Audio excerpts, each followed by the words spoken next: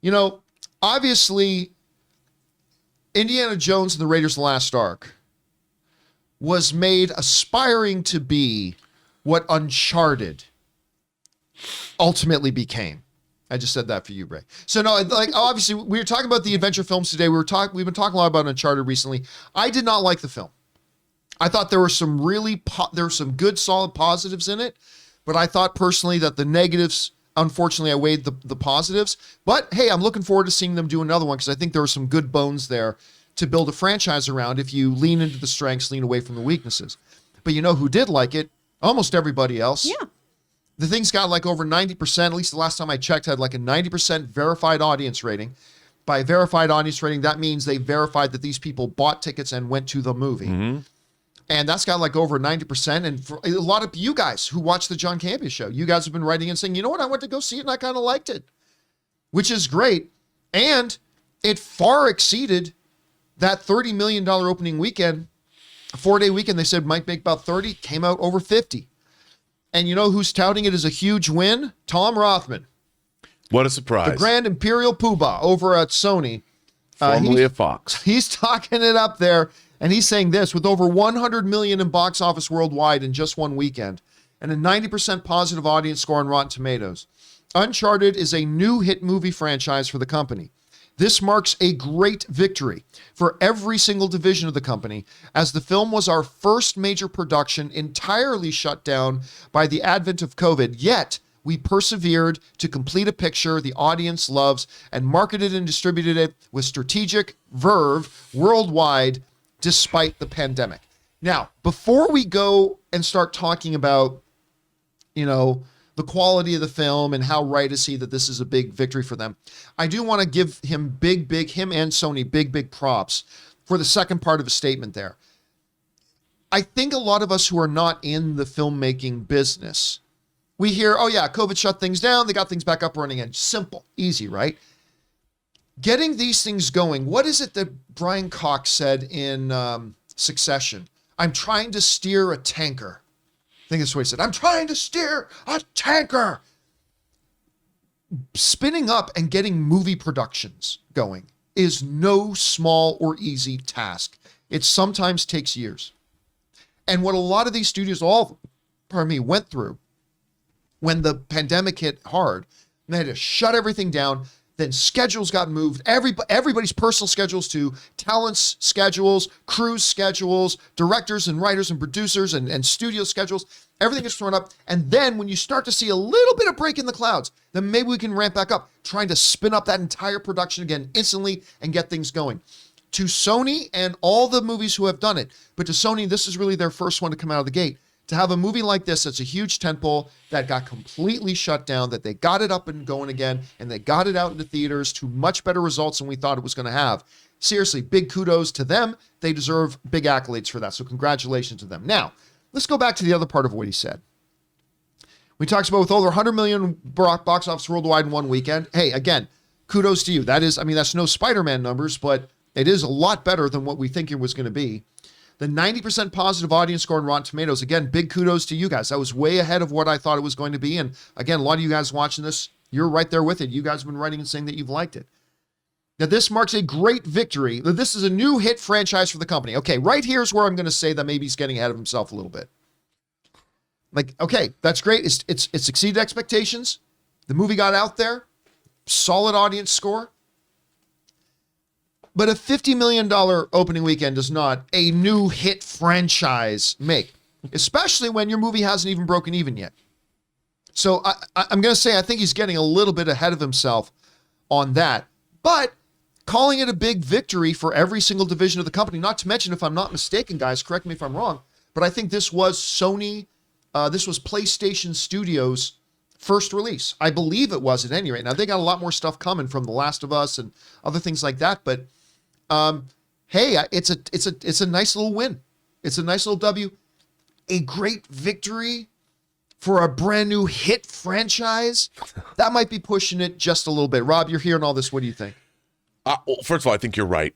But now think about that. Though Sony is the parent company we're talking about here. Yeah. I think what Tom Rothman is doing is putting on a little show for the powers that be that oversee or own the studio. You know, and there's a lot of intercompany back padding here. PlayStation, obviously, being one of Sony's crown jewels. This is their first PlayStation production. So, and the film wasn't a flop. It's a video game movie that has succeeded. High audience score. People like it. It has that winsome Tom Holland in the lead. And it's old-fashioned studio popcorn confection. It does not... It's everything that they can point to and say, we've done good. And I applaud Tom Rothman for coming out and being a leader and coming out and offering kudos to the company and everybody that was involved. I think that's a really good move on his part. And I think celebrating this film for being a win across many departments is a good thing. Now, is it justified? Sometimes does it really need to be? I mean, for him to come out and say this, obviously, John, it is not Spider-Man No Way Home. What could be? But coming off the heels of Spider-Man No Way Home, it doesn't matter how well Uncharted did with the 90% Rotten Tomato score from the audiences, whatever it was going to make was going to be celebrated because the studio's on a roll. So I think it was pretty good that they came out and did this. I think it was good that he did this. Is it the smash hit? We'll know in weeks 2, 3, and 4 whether they're justified in being so. I think it's going to about have pretty good legs in the second weekend. I mean, because really, all it's really going to be competing against is a relaunch of The Godfather. I mean, so I think which, it might by the be way, pretty is good. selling out in the AMC. Well, I got my Burbank. tickets. I got my tickets. I just want to ask Rob, why you sound so sad when you're talking about Uncharted? You're right. It's not Star Trek. I should be happy. No, it's not that. I don't mean to sound sad. You sound so Maybe it's because sad. the geopolitical situation in the world has me down today. Oh yeah, me no, too. but I have to say, it's not that it's. Look, I was disappointed. I expected more from Uncharted, and I think this celebration of something that is it's not a home run here. We're celebrating a solid double. And I think we should save celebrations for a grand slam. Moneyball taught us doubles win championships. That's man. true. And by the way, that movie is so good. Doubles. That movie is so great. It's so good. I like watching clips of that movie just when they're talking about who they're going to hire for the team, and Brad Pitt's just yelling at the oh, it's great. It is really wonderful. Anyway, Chris, you hear these comments. You know, he's calling it a great victory. This is a new hit franchise, but talks a lot about what they had to go through to get the thing made. What's your response to what Rothman said? Is it a franchise if there's just one film right now? I mean, that's a very, very good Well, you point. saw how they ended it. Yeah, that's Two true. post-credit There's scenes. 2 post-credit scenes. There's going to be a second movie, but right now, it's just one. I went to public school, but I can count. And I think that's a little premature to say it's a hit franchise. We have to see how the second film does, which, we've talked about. The second film seems promising. I'm very excited for them to do Drake's Fortune. I think that'll be very, very interesting. And hopefully what'll happen, too, is they learn from some of the mistakes of the first one, keep all the things that fans like, all the people viewing it really enjoy, and maybe just kind of up the ante on some of the things that we didn't think were particularly executed well. As you had brought up, Rob, maybe going someplace that is actually Uncharted as opposed to far. There's some work to be done here, but kudos to Sony for doing this, and well done, PlayStation. I really liked the PlayStation shows back in 2015. I was really into Powers, so good for you for having a win, guys. That's nice. By the way, you did make me realize something. When he's saying franchise, I think he's talking about Uncharted as an overall entertainment franchise. Oh, sure. Obviously, this is the Uncharted games. The four. There's 4, right? I've played 4. There's no Uncharted 5. There's the other spin-off game. So. Is that true? There was one little spin-off. Yeah. But it didn't have anything to do with it. Yeah, but those games I enjoyed all 4 Uncharted games that I played. I thought they were great games.